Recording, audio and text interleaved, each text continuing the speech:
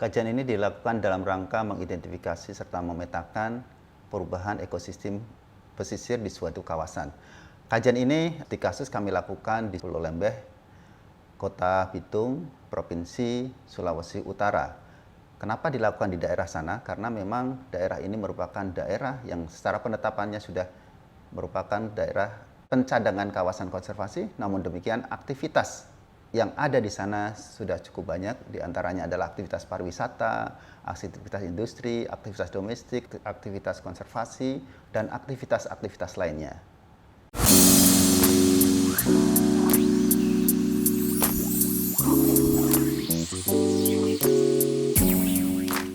Aktivitas-aktivitas ini berpeluang terhadap perubahan ekosistem yang ada di sana.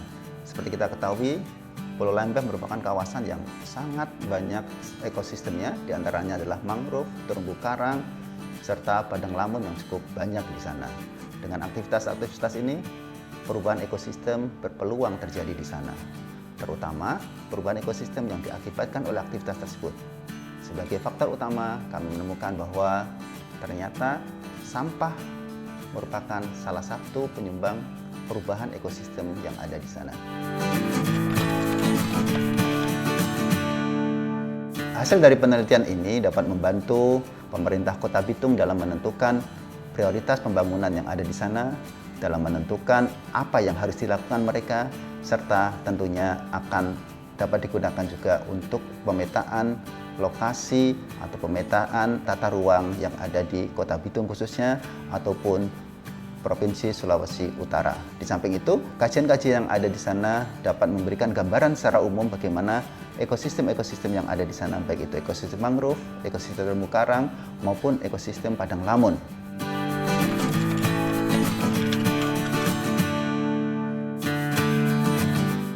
Pesisir merupakan sebuah kawasan yang berinteraksi di dalamnya. Fenomena ini menjadikan kawasan ekosistem menjadi kawasan yang unik karena terjadinya interaksi di antara kedua areal tersebut.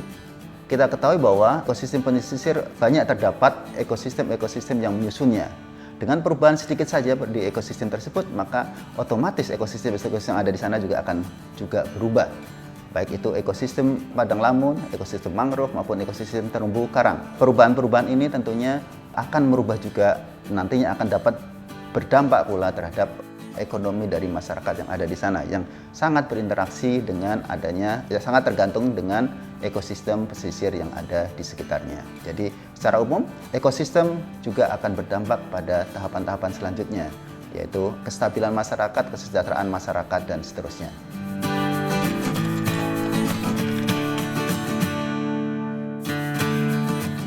Faktor-faktor yang mempengaruhi perubahan pesisir itu sangat banyak.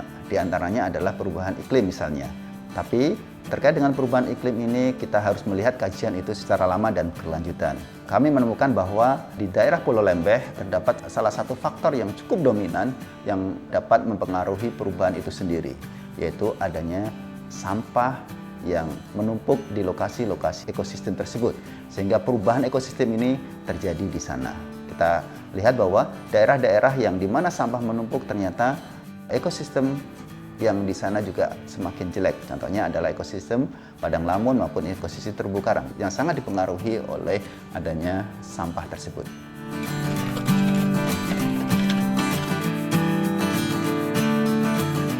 Kajian di Pulau Lembeh ini kita melakukannya dalam tahun ini saja, 2019. Tapi dari kajian ini juga kita sebetulnya sudah melakukan identifikasi awal, yaitu menggunakan data satelit yang kita ambil dalam rentang waktu yang jauh. Di antaranya kita menggunakan data Sentinel untuk mengetahui perubahan ekosistem yang ada di sana.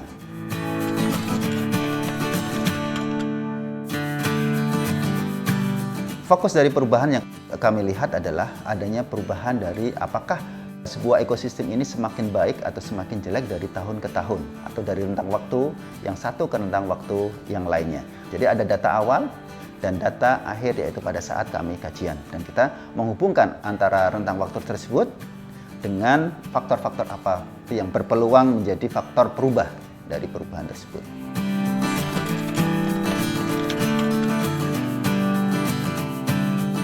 Ya, betul. Karena interaksi antara laut dan darat Dan interaksi ini tentunya bukan hanya interaksi yang mengakibatkan perubahan-perubahan secara fisik saja, tapi perubahan secara kimia, biologi juga ikut berdampak di dalamnya.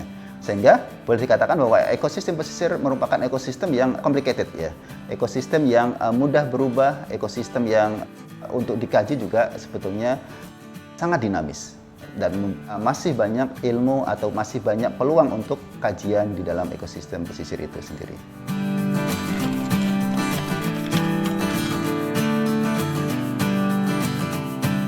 Dalam identifikasi perubahan ekosistem yang kita maksud adalah kita ingin melihat di sebuah kawasan apa saja perubahan-perubahan yang ada di sana. Khususnya untuk di Pulau Lembeh yang menjadi objek studi kami, kita melihat bahwa perubahan ekosistem itu adalah ekosistem yang ada di terumbu karang, ekosistem yang ada mangrove, dan ekosistem yang ada di lamun, di mana 3 ikon ekosistem itulah yang menjadi ikon dari Pulau Lembeh itu sendiri.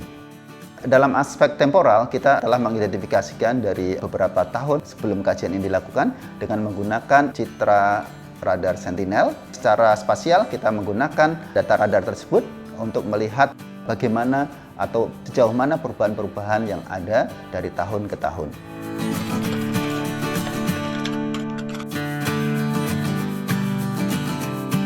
Sepanjang pemantauan itu dapat diidentifikasikan dengan data citra, maka penggunaan data citra sangat efektif.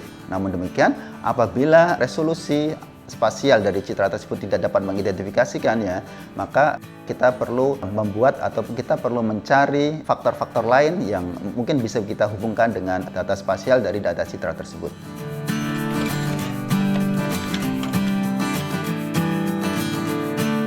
Kita ketahui bahwa RZBP3K membutuhkan data-data yang lebih detail terkait dengan sebuah kawasan.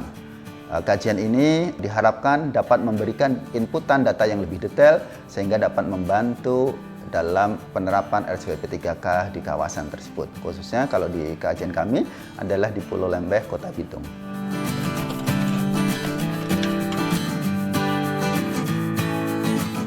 Ekosistem yang nampak sekali berubah adalah ekosistem padang lamun. Kenapa? Karena di ekosistem padang lamun ini ternyata interaksi gangguan-gangguan manusia yang ada di sana itu sangat signifikan. Di antaranya misalnya penumpukan sampah ataupun daerah transportasi kapal di sana. Di samping itu juga kita melihat bahwa terumbu karang juga terdapat dampak adanya perubahan di sana. Kalau untuk mangrove, kita melihat juga ada beberapa perbedaan antara mangrove di sebelah barat dan mangrove di sebelah timur. Tapi karena interaksi ekosistem dengan adanya manusia.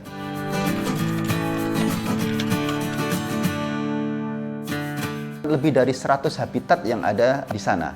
Itu untuk terumbu karang. Sedangkan untuk padang lamun terdapat 8 spesies dari 13 spesies yang ada di Indonesia.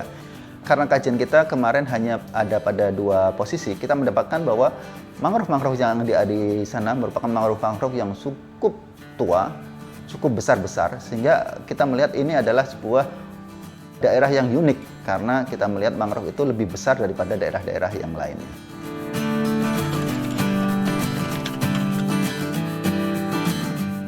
Salah satu pendukung ekosistem pesisir adalah adanya pasang surut. Karena dengan adanya pasang surut, kita mengetahui bahwa komponen-komponen pendukung kehidupan akan menyatu di dalamnya. Misalnya oksigen terlarut, salinitas, ataupun bahan-bahan lainnya atau nutrien-nutrien yang bermanfaat bagi kehidupan yang ada di pesisir.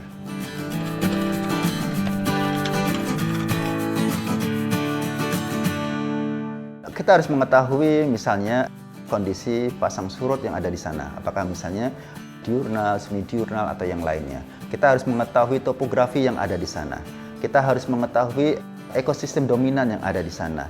Dan kita harus mengetahui faktor-faktor lainnya yang berpengaruh terhadap kawasan ekosistem pesisir itu sendiri. Apakah misalnya, apakah ada sungai yang masuk ke dalamnya, apakah langsung ke laut lepas, ataukah hanya masuk ke selat, dan lain-lainnya. Demikian.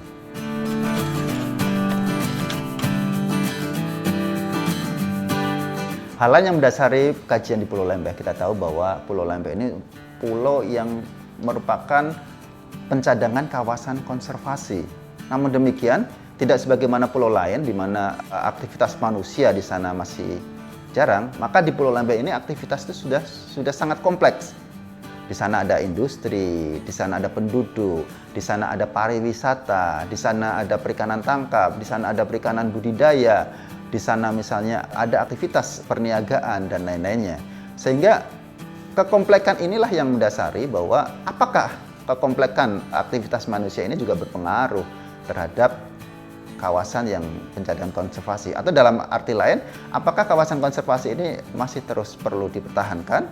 Ataupun kalau misalnya harus tetap dipertahankan, bagaimana cara mengurangi aktivitas-aktivitas yang ada di sana berdampak terhadap aktivitas konservasi yang ada di sana.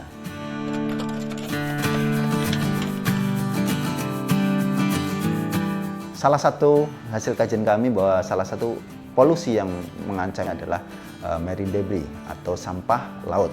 Di samping itu kita juga menemukan bahwa minyak lemak juga berpengaruh terhadap polusi yang ada di laut. Minyak lemak ini bisa juga berasal dari buangan kapal, oil spill, ataupun yang lainnya.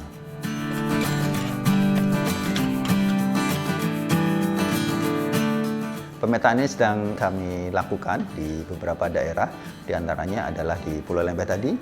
Terus kita juga beberapa kali melakukan kajian di Bali dan di daerah-daerah lainnya, baik laut lepas maupun laut pesisir.